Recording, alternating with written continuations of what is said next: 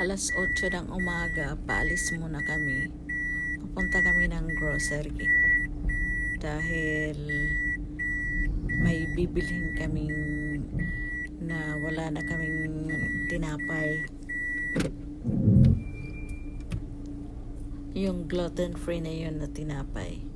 Ito namang pasahero ko, masyadong observant. Lahat na lang pinupuna.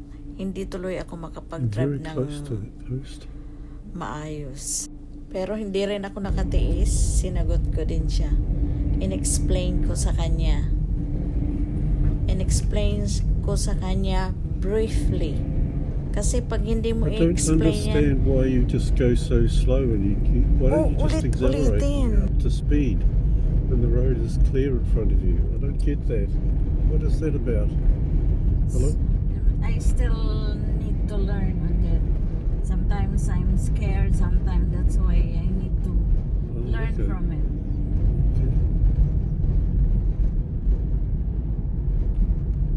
You have a clear road when you come to a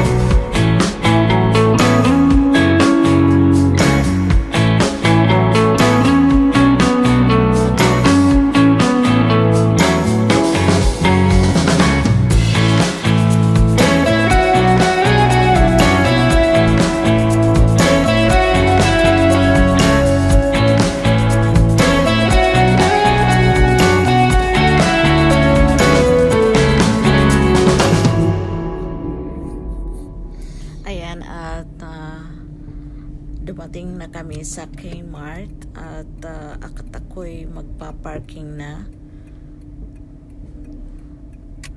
Buti naman nakapag-park ako na ng maayos na gustong-gusto ni Habi is kailangan talaga parallel. O ayan, parallel ako. O move forward lang konti.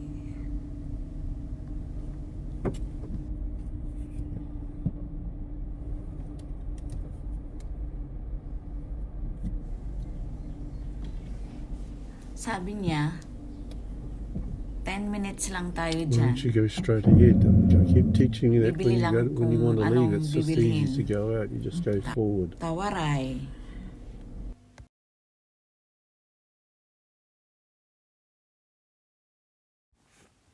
Ayan, at tapos na rin kami mag-grocery. Pauwi na kami. Ayan na naman. Okay.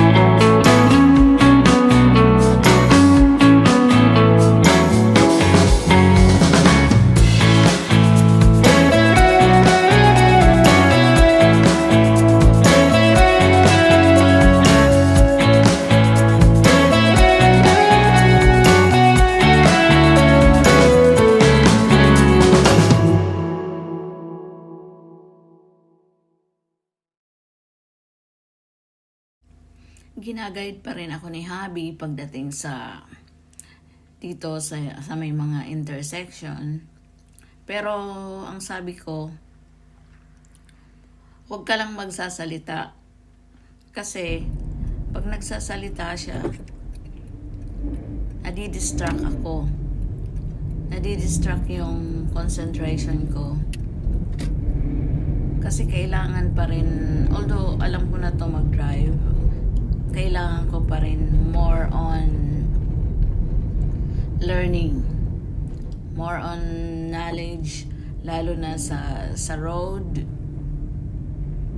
Kaya ayan, at sinasanay ko na rin ang sarili kasi someday ako na lang mag-isa ang magdadrive, wala akong kasama. Finally nakarating na rin Go sa right bahay. here. Ayan. Make your way over, Magre-reverse make na your naman attentions ako. well clear to the traffic behind you.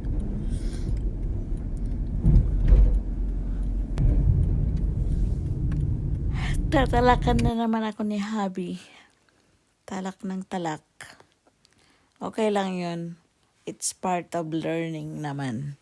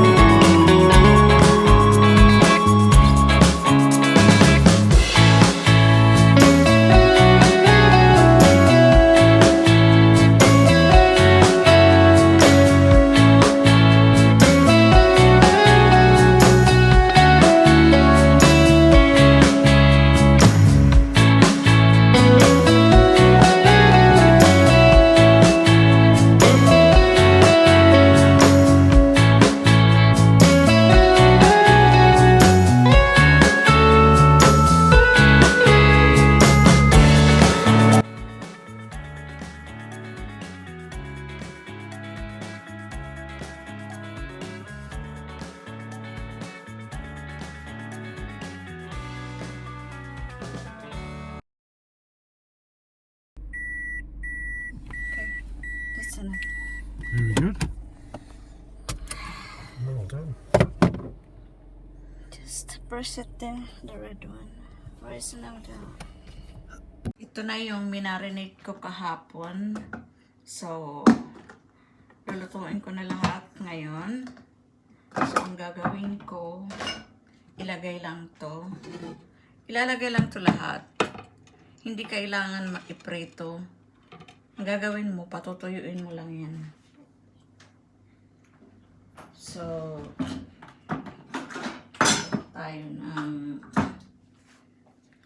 tapos lagyan, kasi may ingredients na to, so lagyan natin ng yan, nakamarinate na kasi siya eh. Ayan.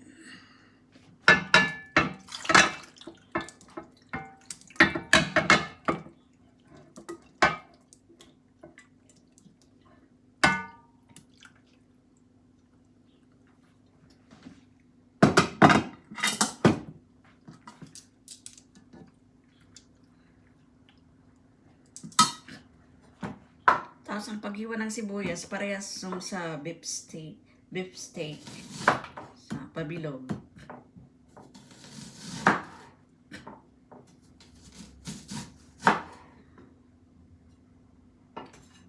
Kasi baka mahiwa ako ganito.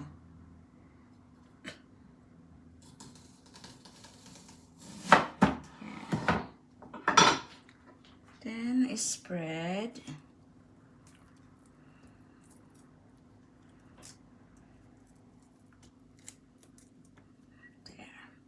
Buksan natin si apoy. Ayan. Papatuyuin lang yan. Ganun lang kasimple. White lens, isn't it? Can have it here. Just put it over there. It's here.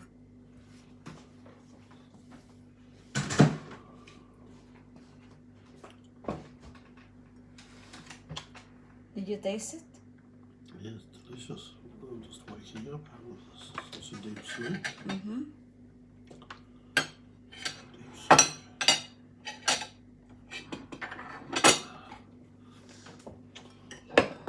Kain tayo. Ang ulam namin, beef tapa. Hindi ko prinito. Boiled lang. Hanggang matuyo. Ulam na.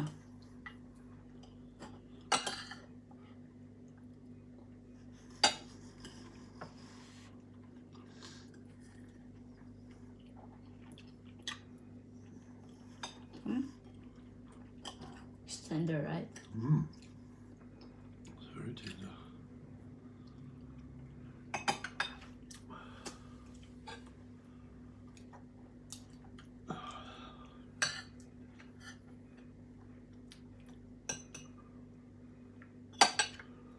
I cut it thin, Oh, yeah. into thin.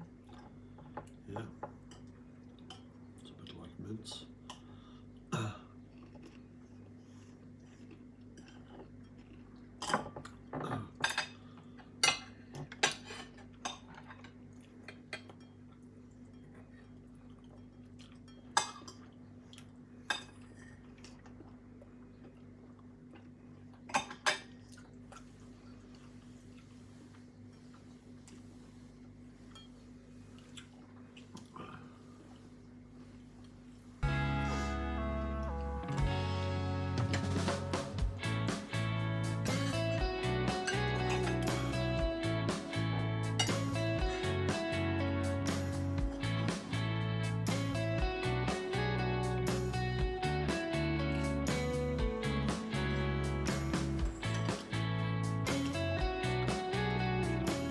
Laika is already in Philippines. Yeah. Yeah. She called me this morning. Oh, I see.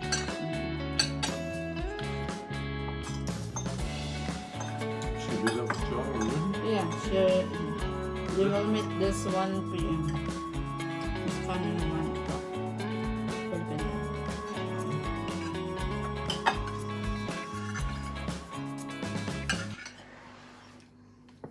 Oh, we have no water.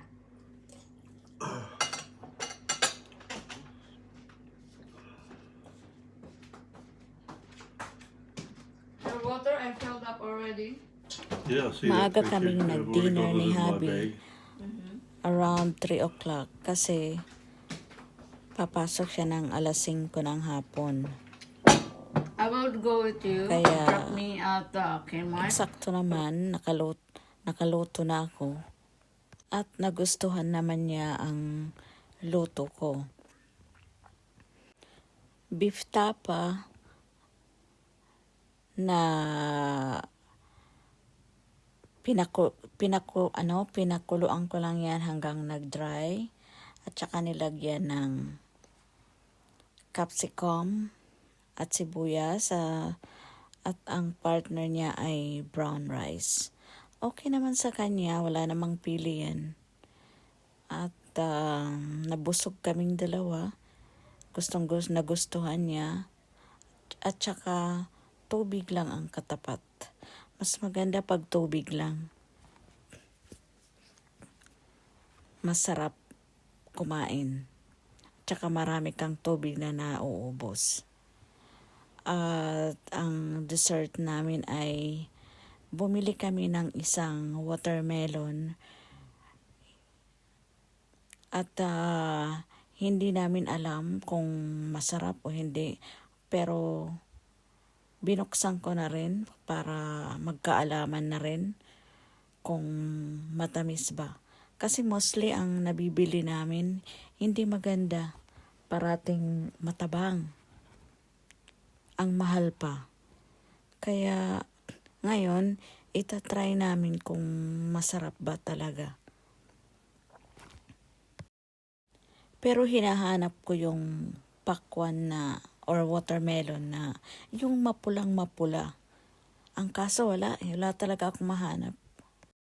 Pasensya na kayo kung ganyan ang hitsura ni Habi. Kagigising lang kasi niya, kaya nagwa-warm up pa siya. Kaya naka-sign up 2,500 siya.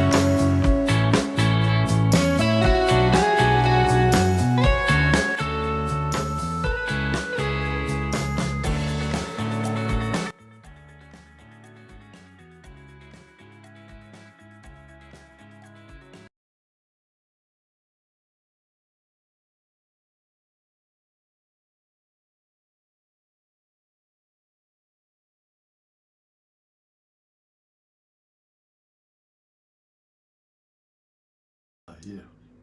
Saturday, public holiday too. No, just the Friday and the Sunday. Friday and the Monday. Oh. But because people have the weekend off normally, Oh, it yeah, makes yeah. it a 4-day weekend. Yeah. So a lot of people go away. Mm-hmm.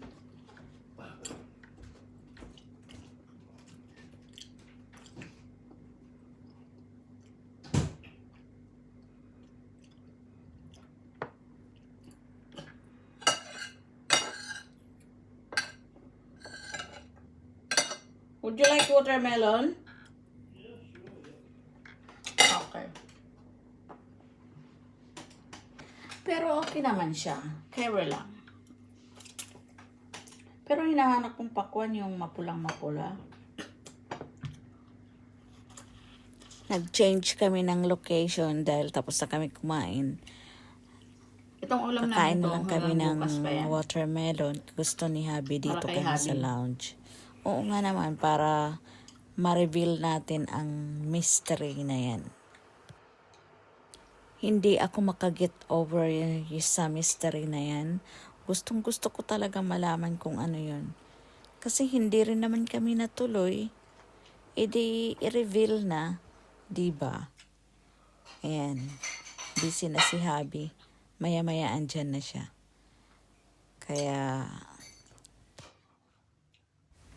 Kaya samahan niyo ako to reveal sa mystery na yan. Tingnan natin kung ano yon at puksain natin kung ano yon. There you go. Ang tagal. Ang tagal niya, as in. Ako ay excited na malaman kung ano yun. Ang dami pa niya kasing ginagawa. Ang dami, bago yan makaupo. Ang dami pa niyang dadalhin dyan, dala ng laptop, dala ng kung ano-ano bago umupo. Marami pa siyang kaik-ikan, kumbaga.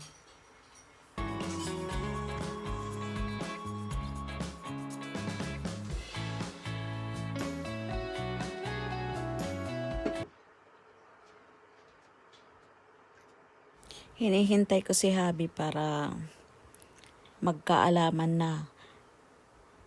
Kasi hindi naman kami natuloy sa sinasabi niyang mystery trip.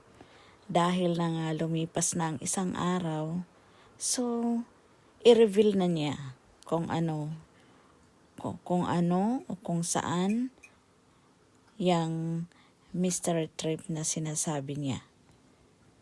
There we go.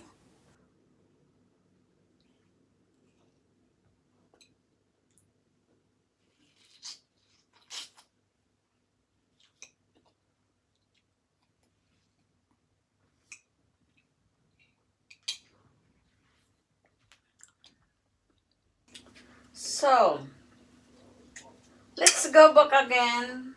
Anyway, we didn't pursue that mystery trip. You should tell me now. It's already passed.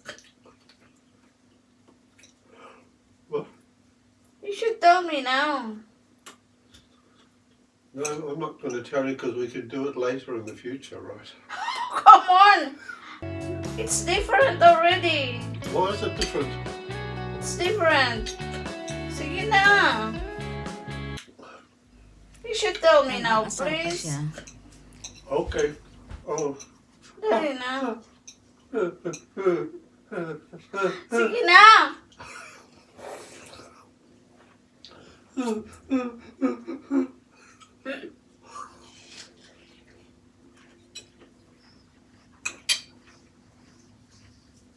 I was going to take you to Rotorua because that's where I was born, and I was going to show you where I grew up as a kid. See, I told you, Rotorua. So what's the big deal with me telling you then? And then again, and then, what's... And I was going to take you to a place called the Agrodome, which used to be just down the road from us. Mm-hmm.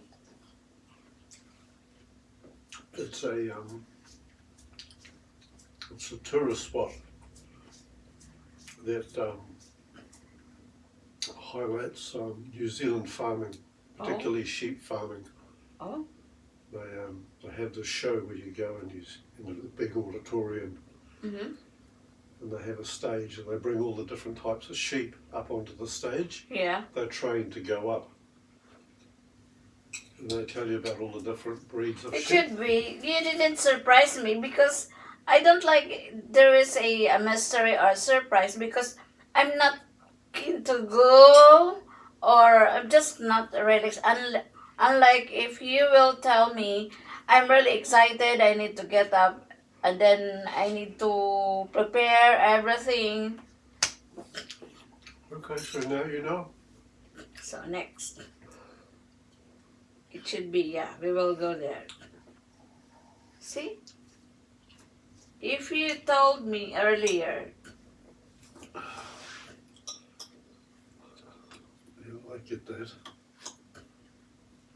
Watermelon's not too bad, yeah, considering, not so bad. considering it's the end of the season. Nagpahatid ako kay Habi doon sa pupuntahan ko para may bilhin ako. May bibilhin ako na importante. Kaya sabi ko, i-drop mo ako at pauwi ako ay maglalakad na lang kasi malapit lang naman. Dahil nga ang trabaho niya at saka doon sa store na pupuntahan ko ay hindi naman yan store, talaga ano yan, shopping center, malapit lang doon sa work niya. So yun, drop by na lang ako doon. Ito, pauwi na ako sa bahay, naglalakad ako kasi You got a key? malapit lang naman yung pinuntahan ko. Kaya kanina nagpa-drop ako sa asawa ko. Kaya ayan, naglalakad. Maganda maglakad dahil walang init. Hindi na mainit kasi hapon na. Ano na yan, 6:00 na.